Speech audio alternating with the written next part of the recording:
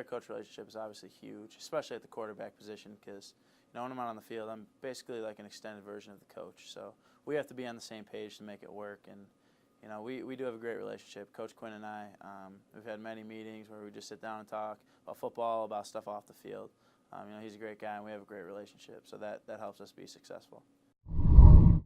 That relationship is very important to me, man. I still have a letter actually that Limbo sent me saying, thanks, congratulations, welcome to the Ball State family, and you'll be a great fit for us. And I'm gonna give it to him when I graduate. I don't think he know I got it still, but it's tremendous, man. The trust that I have with those guys, the trust they put in me, making me captain. I was voted captain by my peers and my staff. That means a lot to me. So just doing the right things around the locker room, while I'm in the stadium, it translates to the field a lot. It's great. I love it. I love the coaches. That's one of the reasons why I chose to go to Ohio, is just because of the relationship I have with the coaches. And I think it's great. You can come talk to them about anything, football, the life, the school, anything. You can come and talk to them, and I think it's great. It's real good. I feel like we're like a real family. Like, they invite us to our house and we would go over to eat. Every need, anything, you just call one of the coaches and they'll help do the best they can to help you through the situation. It's real good. Yeah, the reason I have a job is because of our 105 players. That's why I'm there, and I never forget that. It's the first thing I think about when I get up in the morning.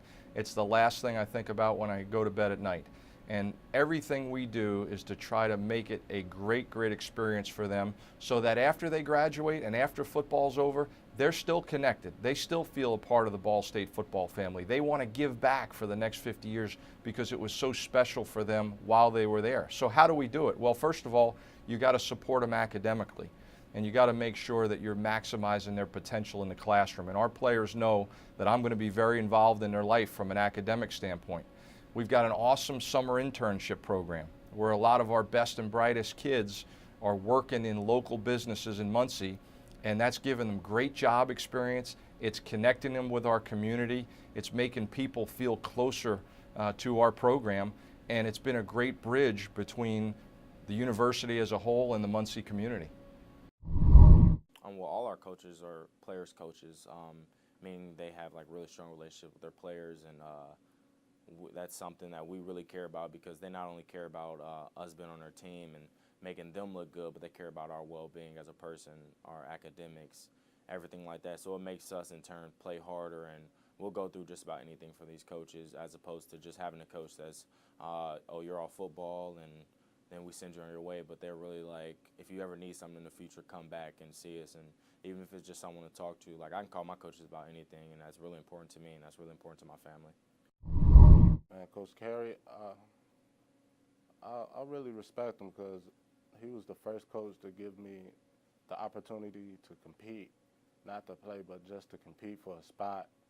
And before that, I felt like I didn't get the opportunity to be able to compete, and he gave me the opportunity. So I'm really, really thankful for that. And Coach Copeland, that's a good guy right there, and he's genuine, and he's honest with you. If you're not going to play a lot this week, or they don't need me in the game plan, he's going to tell you. And with that, I'll try to, so whatever he tells me to do, I try to make sure I do it at a high level. How important are those relationships to you? I think it's real important, because if you have a bond and trust, well, if you have a bond that's trust there, and you buy into the system, and with Coach Carey and Coach Copeland, I bought into the system, and it was easy for me to play and go out there and don't second guess myself and what the game plan is. These coaches are awesome. They're the best coaches I've ever been around. Coaches come and go, and that's just college football. Luckily, we've had Coach Limbo since I was recruited by the old coaching staff, came in, and he's been there ever since. And you learn his culture, you learn the coaching staff's culture, and Coach Bateman who was my linebacker coach when I got here, he went to Army, and Coach Kelly came in, and I don't think we got a better fit than Coach Kelly.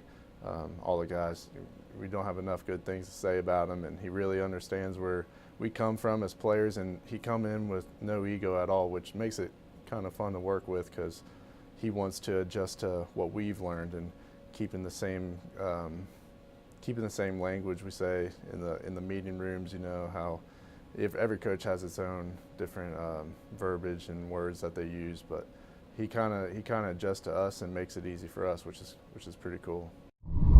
It's honestly surreal because I remember when I first got there, so one of our players was like, "You know how many coaches have played or won a national championship right now?" And the answer was like 5 out of like 120 schools, and I'm like, "Wow, I didn't even realize that." And just the knowledge of the game that he has and brings to us is, we're honestly spoiled. The greatest thing that I've learned from Coach Lords that I want to go into coaching is to, even though he has all the knowledge in the world, he is always willing to learn, always open-minded to new things, and that's one of the coolest things that I've noticed about him is that even a guy like me, if I go up into his office and say, "Hey, Coach, I think we should maybe think about changing this or doing this way," and he's always open and he'll listen, and a lot of times he'll actually do it. So he respects his players a lot.